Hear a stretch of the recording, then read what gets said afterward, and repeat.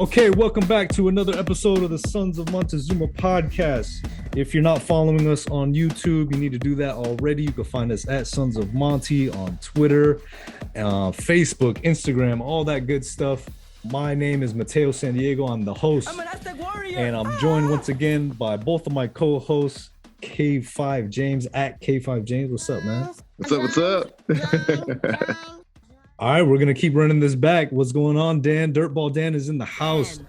What's up? Yo. What's going on? How you doing? Okay, guys, it's our fourth season covering Aztecs football, and it's already been one like no other. Nah, bro. I'm cutting my balls off in this room right now. Yeah. No shit. We need some more chaos. We need more things.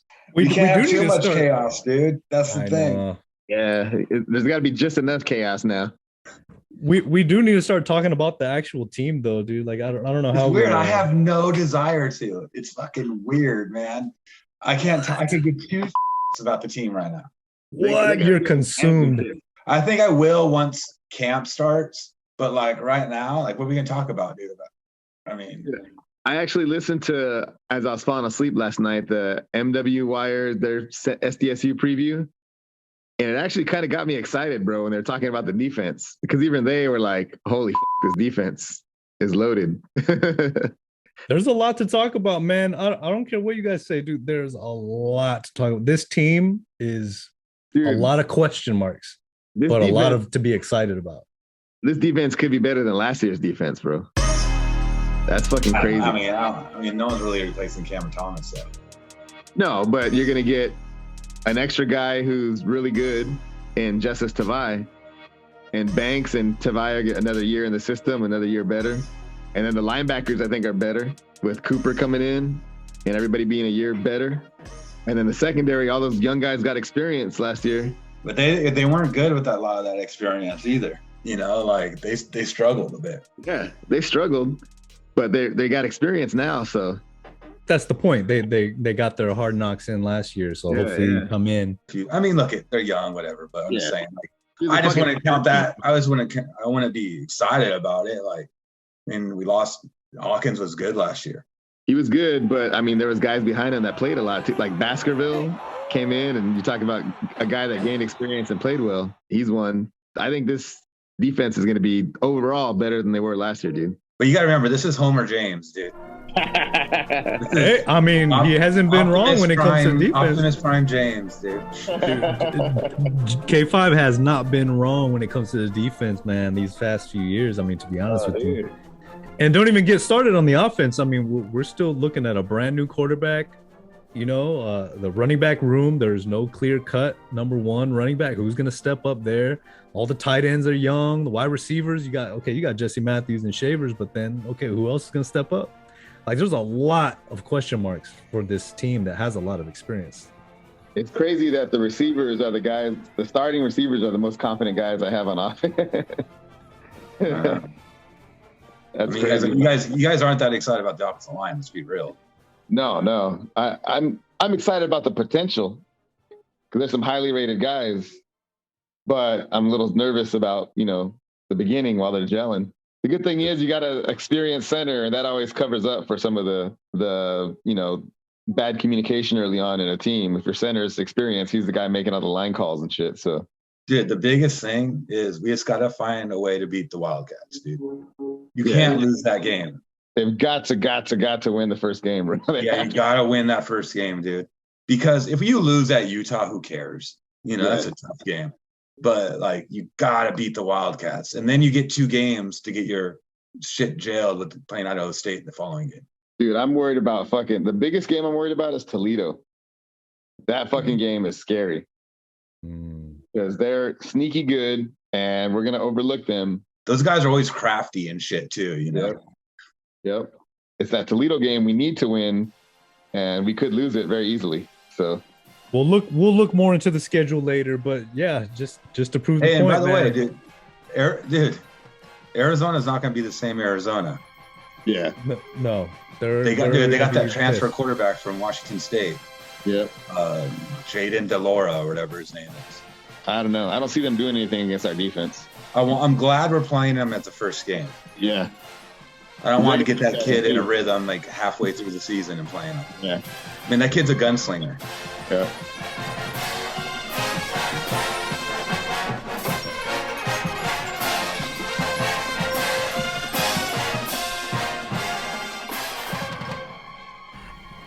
The Aztecs football season is under 40 days away, which means time is running out for you to have your own Sons of Montezuma NIL t-shirt jersey for opening day at the Snapdragon. Our online shop is open for business at sonsofmontezuma.com, where we have official t-shirts for Jesse Matthews, Caden and Cooper McDonald, and just added last week, linebacker Cedric Laka. Turnaround time is just under 2 weeks, so you want to make sure you get your order in today. Word is we have another NIL agreement coming your way next week, so stay tuned. But until then, sonsofmontezuma.com/shop for all these official tees leading up to the big kickoff on September 3rd.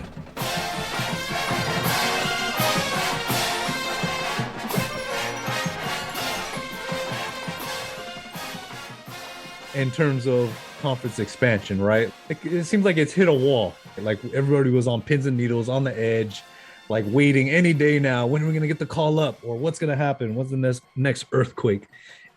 Well, what have we learned so far at this point now? I think we're all kind of calmed down and can kind of look back like, what have we learned to this point? I think one thing we've learned is that San Diego State is a lot more desirable than we thought. You know, we hoped and we had ideas that they were, but now you're starting to see like national reporters and Pac-12 beat writers talk about how valuable San Diego State would be to the Pac-12 and possibly even the Big 12. I thought it was interesting that we always complain about the late start times, but it turns out like these late start times, they could be pretty beneficial. Like if you read the John Wilner article, or you know that they're valuable to ESPN.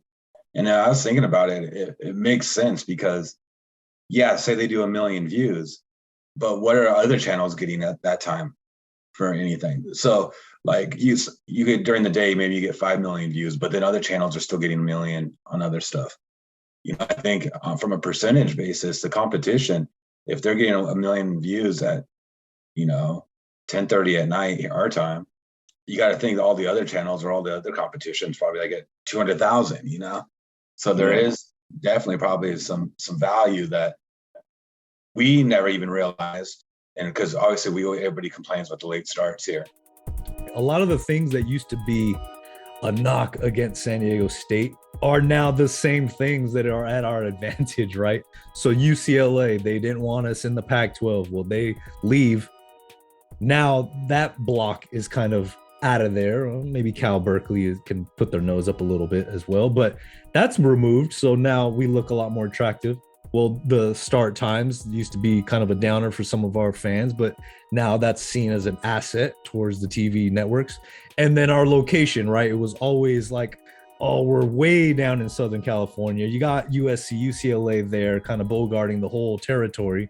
Well, now that they've been removed from the equation, our setting down there in Southern California, the southernmost part of California, is now seen as the only foothold in for recruiting for those trips. And so now it feels like everything that's been working against us somehow is working in our favor.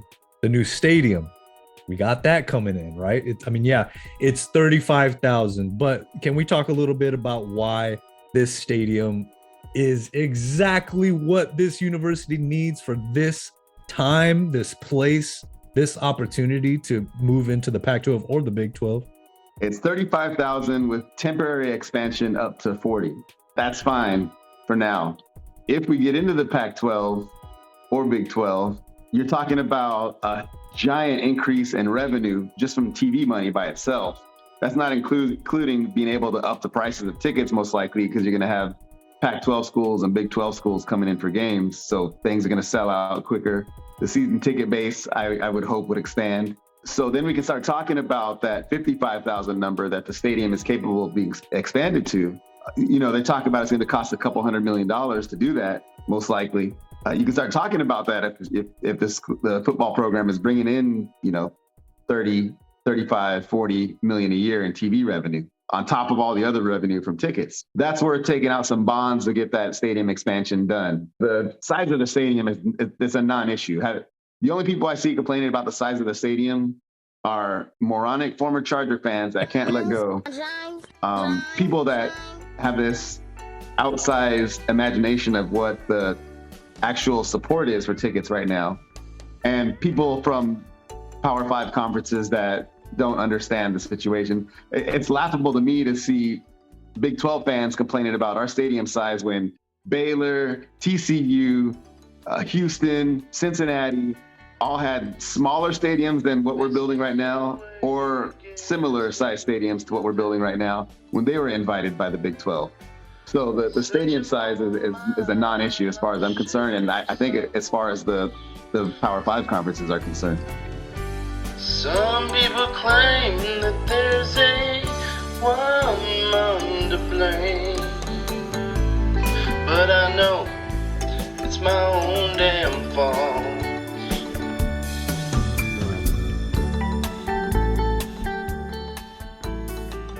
So talking about the Big 12 guys, I listen to a lot of the so-called experts or different people from the Big 12, and there's still a lot of looking down on their noses at the Pac-12 situation.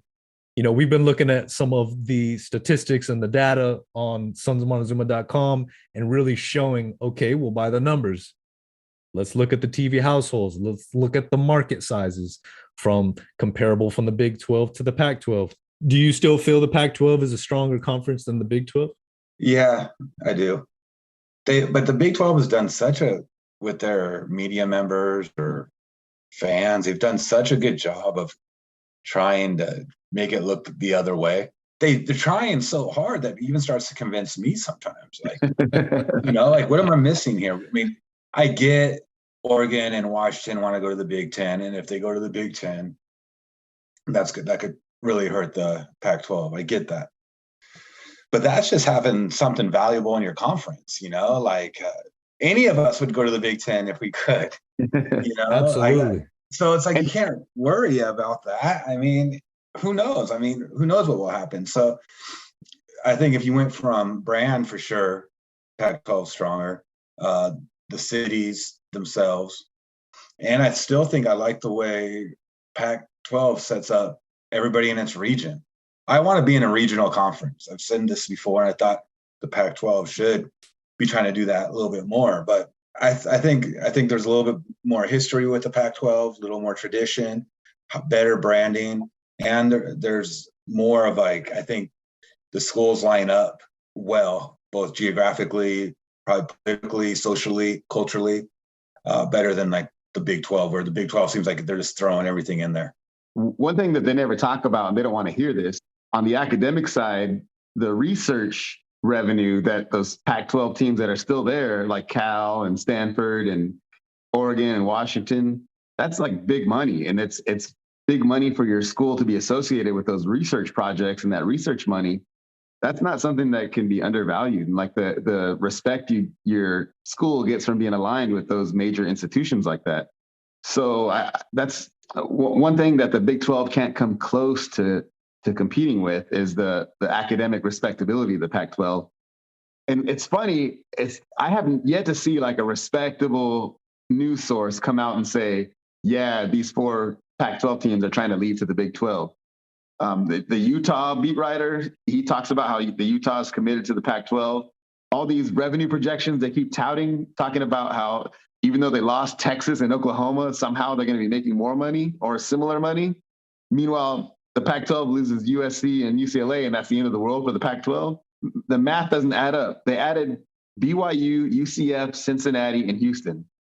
UCF, Cincinnati, and Houston were making $6 million a year last year in the ACC. BYU, we think, was making about $8 million a year from ESPN. How is adding those 4 schools equaling Oklahoma and Texas? That's impossible. There's no way adding those 4 schools is going to equal the revenue that they're losing from Texas and Oklahoma, which were the main drivers for that entire conference. So it's a lot of homering going on for the Big 12, and just the Pac-12 is kind of bitter right now. So their fans really aren't going out there and defending them. And the beat writers are doing a pretty good job kind of keeping the news coming out, like Wilner and forgive me, I can't remember his name, the guy from the paper in Salt Lake. And yeah, they get the dude from Oregon as well. But yeah, so it's not as dire as everybody's making it out to be for the Pac-12, just like it's not as rosy as everybody's trying to make it out for the Big 12, in my opinion. I mean, and I think another thing is we're social media people, we're websites and stuff, which always makes it seem worse than what it really is, right? Like some little schmo from Texas will put together some chart and you're thinking, damn, this guy makes a good, we're screwed. You know, they're saying they're going to get 50 million a year and Pac-12 is only going to get 25. Of course, everyone's going to leave. Like it's so magnified. So you kind of got to take all that with a grain of salt as well, you know? Okay, so that leads us into this speculation, right? Because everybody's been talking about the Pac-12 and ACC somehow forming an agreement. I know we were talking about it this week. Why would that be a good thing? I'm going to let James, because I saw what James said. I'll let him explain it, but I want to maybe ask James a couple more questions about it after he does. Yeah, dude, to be honest, it's super convoluted. Like even I don't have a full grasp on how it makes sense, but I want to say it has something to do with ESPN knows the ACC isn't happy with their revenue, but they have them under a contract, so there's nothing the ACC can really do. And they were talking about one way they could kind of make all parties happy is if ESPN pairs them up, not necessarily merges the conferences, but pairs them up so they have like a scheduling series between the two conferences that creates more content for ESPN for the ACC so they can give them a little more money to the ACC, like a little boost for that, and then supply enough money to the Pac-12 where they can stick together. So it's a win for ESPN because they keep ACC happy, and under that great contract for ESPN, they can get Pac-12 and keep them together so they can have that late night inventory, and it creates like a scheduling agreement for both conferences, and it kind of helps out all parties, like I said. But I'm sure there's more into it than that, but that's kind of like what the gist of what I got and the way I understand it, how it helps. Something I read was something about maybe like rolling the Pac-12 network into ESPN and, you know, somehow that being beneficial to the ACC. I can't really figure out, I guess, the benefits from all parties. I mean, you're doing a decent job. It's just like I don't understand it, I guess. That's another thing when everybody's talking about these revenue projections.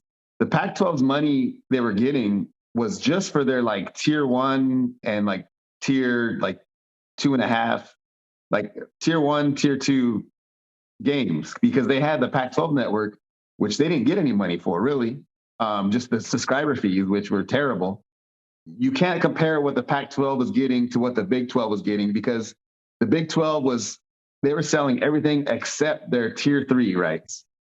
The Pac-12 was kind of selling their tier 1 and like 1.5, like some of their tier 2 rights. So a lot of those other games were on the Pac-12 network, which really wasn't generating any revenue for them. So this contract, I think they're going to get rid of the Pac-12 network, or like you said, roll it into ESPN for the ACC network. They'll like merge the Pac-12 network and the ACC network. That's part of that, what you were talking about.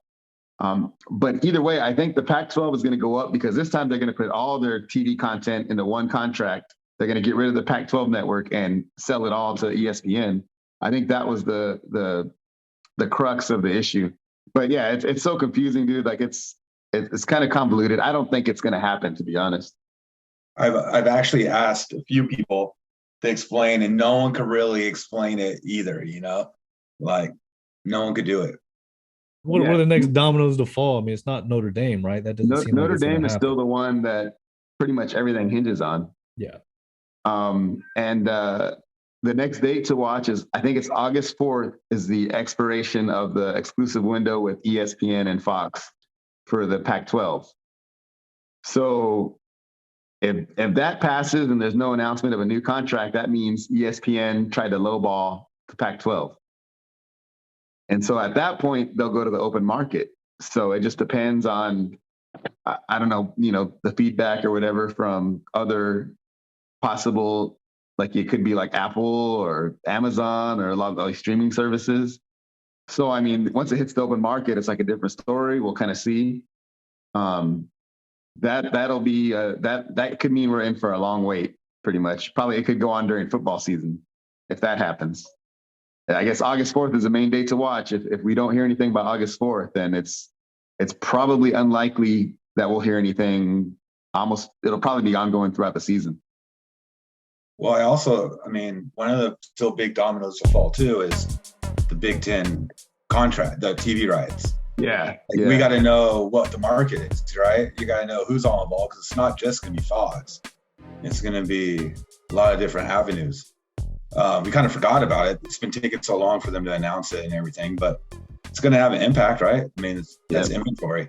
I just don't know how it relates. So, like, what you used to say for SDSU purposes, would it be better for ESPN to have a contract within this 30 days, or is it better for SDSU for them not to come to an agreement and Pac-12 shopping out to market?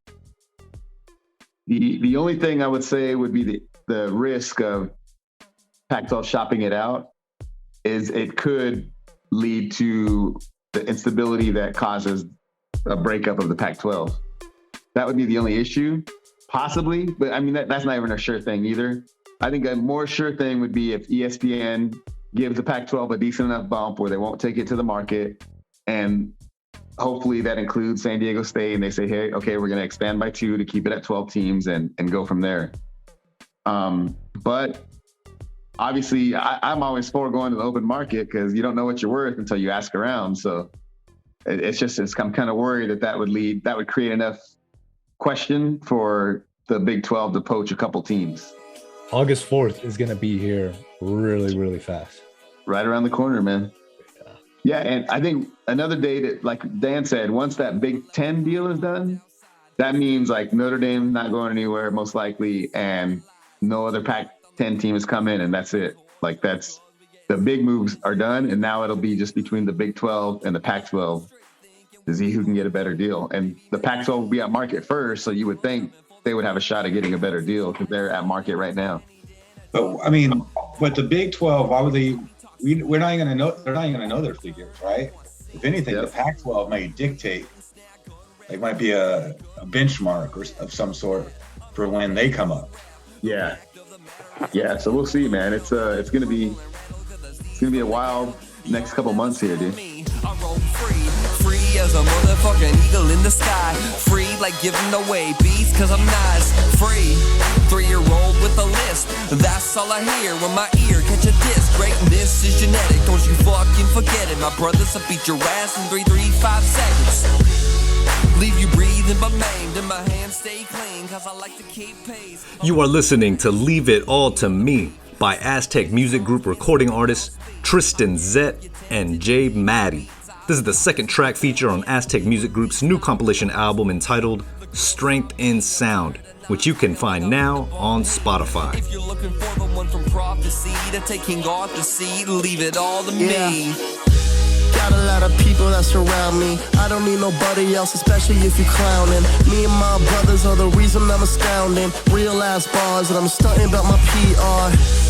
Cause all the homies be the PR. Believing in my vision, welcome to it, here's my key card. Recharge, took a little pause from the sing-song. Took my time to make the comeback story, I'm a 5-star. Favorite position, be missionary.